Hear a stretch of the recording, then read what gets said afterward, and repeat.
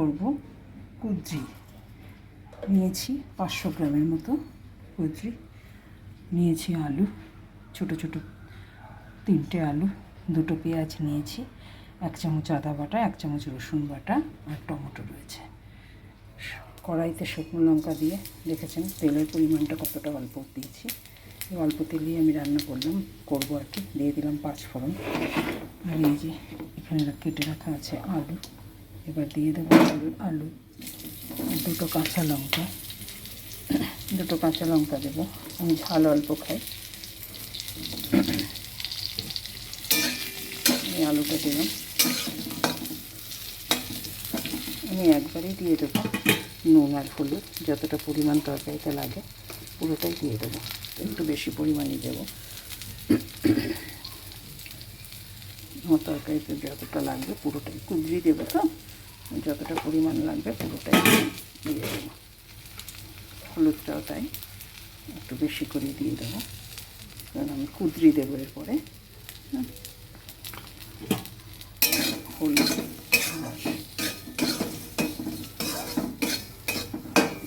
আলুটা এখন ভাজা হবে।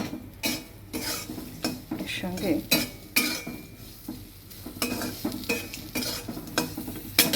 বেশি তেল দিইনি, অল্প তেল, মিডিয়াম আঁচ রেখেছিলাম, এখন একটু বাড়িয়ে দিলাম। আমি বেশি তেল দেবো না, অল্প তেলে রান্না করবো এটা। দিয়ে দিলাম কুঁদরিগুলো। এটাকে অনেকেই আছে খুব লাল লাল করে আলুটাকে ভাজে, কুঁদরিটাকেও লাল লাল করে আলাদা আলাদা করে ভেজে তুলে রাখে। আমি চটজলদি রান্নাটা করবো, তাই আলাদা আলাদা করে ভেজে তোলার মতো সময় আমার এখন নেই। মেয়ে ইউনিভার্সিটি যাবে, আর আমি আলাদা করেও ভাজবো না, আলাদা করে ভাজতে গেলে অনেক তেল লাগে। এই তেলটা আমি দেবো না, আমি 1 চামচ তেলে রান্না করবো, সেই জন্য এভাবে আমাকে ঢেকে ঢেকে রান্না করতে হবে। হ্যাঁ, এবার এটাকে আমি ভালো করে ভাজবো, কিন্তু তেল ছাড়া ভাজবো, নাড়া দিয়ে ঢেকে ঢেকে ভাজবো। ঢেকে ঢেকে ভাজলে তেল কম দিলেও হয়ে যায়। খুলে দেখি আমার কুঁদরিগুলোর কী অবস্থা। দেখুন অনেকটাই ভাজা হয়ে এসছে। আমি কিন্তু তেল ওই 1 চামচ তেল ফোড়নের সময় যা দিয়েছি তাই দিয়ে দেখুন অনেকটা ভাজা হয়ে এসছে। এবার এরকম অনেকটা ভাজা হয়ে এসছে, এই অবস্থা আমি এবার পেঁয়াজগুলো দিয়ে দেবো। পেঁয়াজও এর সঙ্গে, পেঁয়াজ ভাজতে ভাজতে আর একটু আলু কুঁদরিটা ভাজা হয়ে যাবে। দিয়ে দেবো একটা কেটে রাখা টমেটো, দিয়ে আবারও আমি আরেকটু ভাজবো, আবারও ঢেকে দেবো, আবারও ঢেকে দেবো। এই তরকারিটা আপনারা এই ভাজা হয়ে গেলে এটাকে একটা বাটিতে নামিয়ে রেখে তারপরে আবার একটু তেল দিয়ে আদা রসুন যা মশলা লাগবে সেটাকে সাঁতলে নিতে পারেন। আলাদা কুঁদরিটাকে ভেজে আলাদা তুলে রাখতে পারেন, আলুটাকে আলাদা ভেজে তুলে রাখতে পারেন।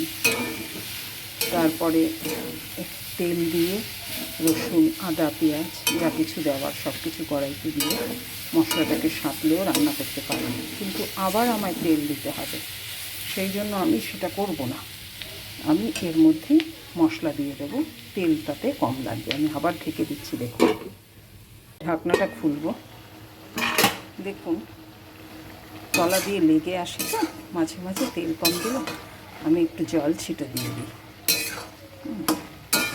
কম তেলে করব বলে জল ছিটে দিয়ে দিই।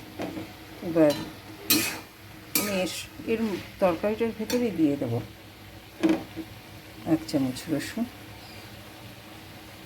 আর 1 চামচ আদা বাটা, 1 চামচ রসুন বাটা, 1 চামচ আদা দিয়ে আবার আমি তরকারিটাকে ভালো করে সাঁতলাবো।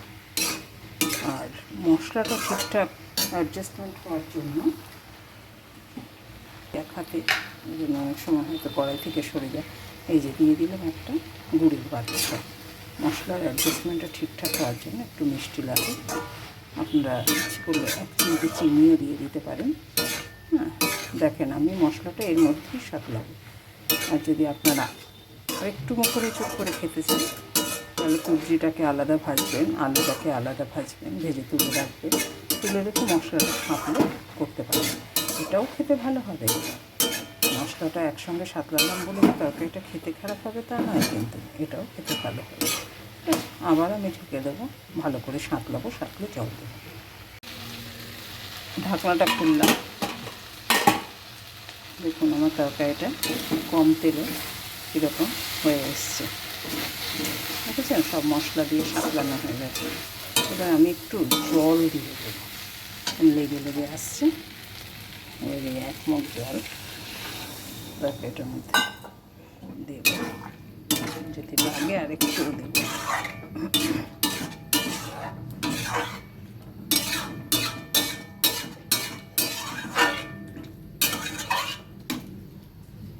আর একটু দেব, সেদ্ধটা তো হবে।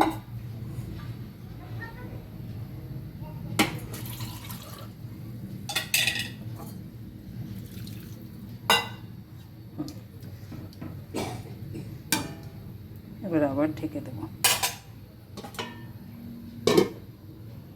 তরকারিটা আবার নামিয়ে নিলাম কড়াই থেকে। এবার আমি নামিয়ে নিয়েছি। এবার একটু চিংড়ি মাছ দেবো তরকারিটার মধ্যে, সেই জন্য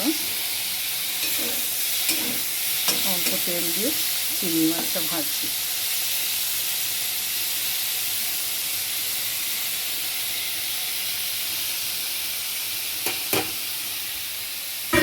চিংড়ি মাছটাকে ভাজছি। আমার চিংড়ি মাছটা ভাজা হয়ে গেছে, অল্পই দেবো আমি।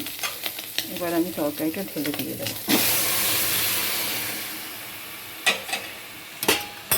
এই তরকারিটা কুইক বানাচ্ছিলাম,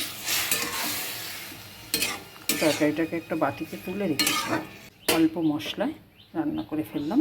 এবার একটু ঢেকে দেব, তারপর কিছুক্ষণ পর একটু ঝোলটা কমে আসলে নামিয়ে নেব। এবার ঢাকনাটা খুলবো, দেখুন আমার তরকারিটা হয়ে গেছে। আমি এরকম ঝোলই নামিয়ে নেবো, কারণ আলু আছে তো ঝোলটা টানবে। একটু ঝোল ঝোল থাকলেও কোনো ব্যাপার না, যেহেতু চিংড়ি মাছ আছে একটু ঝোল ঝোল থাকলে ভাত মেখে ভালোই করে খাওয়া যায়। দেখেছেন কত কম মশলা দিয়ে কম তেল দিয়ে রান্না করে দেখবেন, এবং যদি ভালো লাগে কমেন্ট বক্সে লিখতে একদম দ্বিধা করবেন না, অবশ্যই লিখবেন। আর আমার চ্যানেলটা আরও নতুন নতুন রেসিপি দেখার জন্য প্লিজ সাবস্ক্রাইব করবেন।